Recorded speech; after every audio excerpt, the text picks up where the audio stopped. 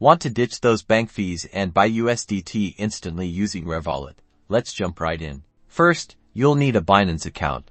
If you don't have one, head over to Binance.com and create an account.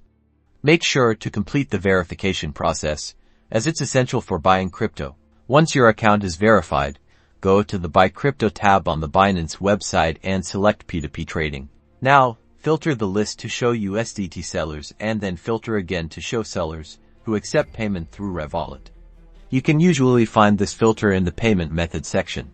Carefully review the seller's profile, paying attention to their completion rate and the number of trades they've completed. Choose a seller with a good reputation and a price you're happy with. Check the available limit and make sure they have enough USDT available for your purchase. Enter the amount of USDT you want to buy, then click the Buy USDT button. You'll then be given the seller's Revolut details. Open your Revolut app and send the exact amount to the seller's Revolut account details provided by Binance.